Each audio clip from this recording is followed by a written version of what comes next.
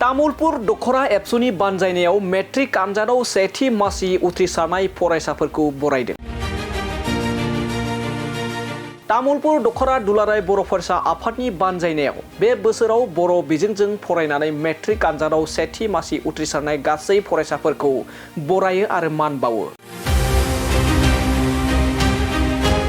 दख'रानि बेन्दोंआव सेथि मासि उथ्रिसारनाय सा 83 फरायसा आरो फरायसुलिफोरजों लोगोसेनो बिमा बिफाफोरखौ तामुलपुर दख'रा एबसुआ बरायो आरो मान बावो।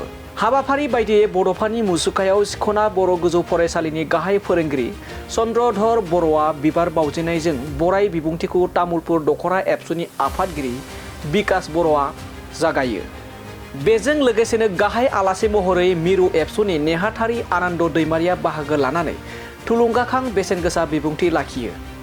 तामुलपुर जिल्ला एबसुनि आफादगिरि बासिराम रामसियारिजों लोगोसेनो गोबां आलासिफोरनि नुजाथिनायजों बे बोसोरनि बर' बिजों आयदाजों फरायनानै मेट्रिक आनजादाव सेथि मासि उथ्रिसारनाय फरायसाफोरखौ बरायनानै मेलखौ मावफुङो।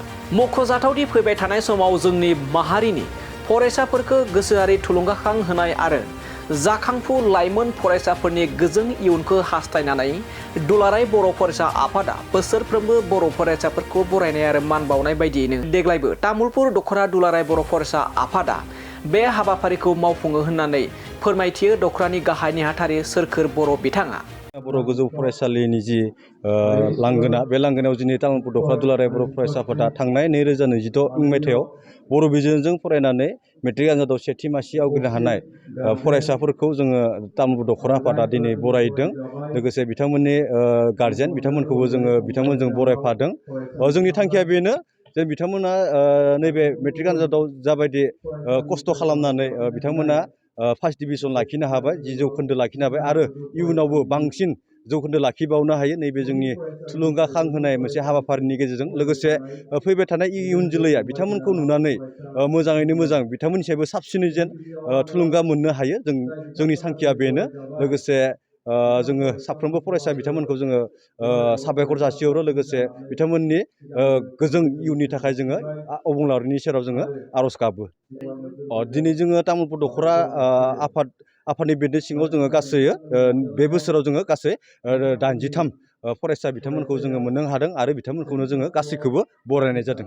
बरायनाय हाबाफारिजों जोङो मोनसे हाबाफारि लाफाबावजों जोङो जोंनि जि बर' हारिनिनो बिफा बड'फा उपेन्द्रनाथ ब्रह्मनि बिथांनि मुसुखायाव बिबार बावनायजों लोगोसे जोङो फरायसाफोरखौ बरायनाय आरो जोङो गाहाय आलासि महरै जोङो मिरु दुलाराय बर' फरायसा आफादनि मानगोनां नेहाथारि बिथां आनन्द दैमारि बिथांखौ जोङो हांख्रायनानै लाबोदों।